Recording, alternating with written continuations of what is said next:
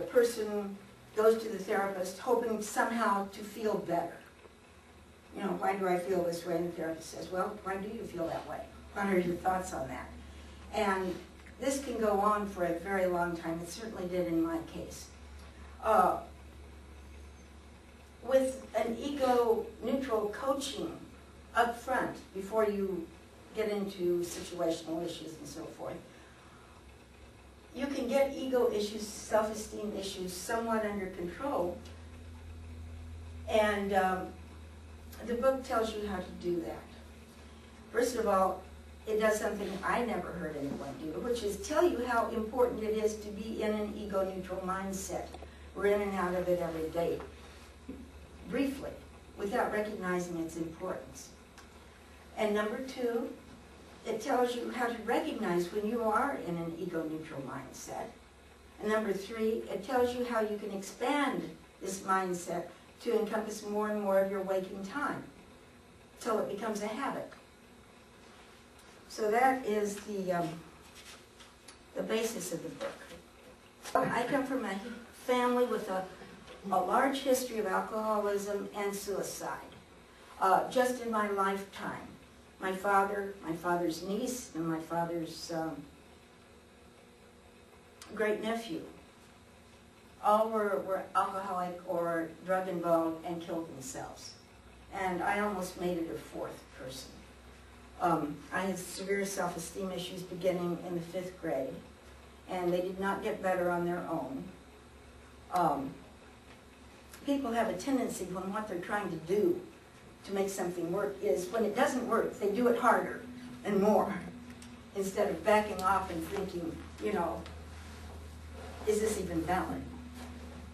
So that was what I was into, and I ended up in graduate school with a lot of heavy drinking and looking for love in all the wrong places and all this sort of stuff, and almost killed myself.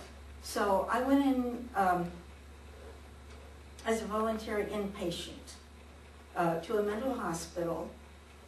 I was supposed to be there for a few months, and I ended up staying 2.5 years because the therapy just did not go well.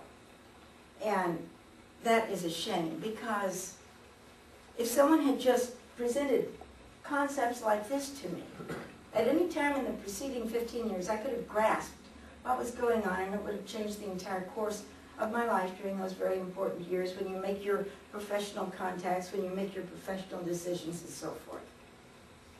And all that time, 2.5 years in a hospital, for crying out loud, no one ever approached it. It was just the open-ended therapy. And this was a highly thought of hospital.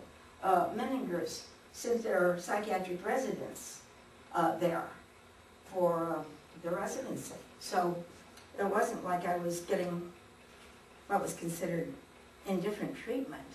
It just didn't work. And I was in a panic at that point because my therapist of 2 years announced that he was through. And I thought, oh my God, you know, I'm going to be here forever. I'm never going to feel better. My life is over. And at that point, I started talking. And in one session, I said something that he agreed with. And then I realized that this was really true, and that was that there's nothing I can do to make people like me. Why didn't no one tell me that? You know, in 15 years, why didn't anyone tell me that?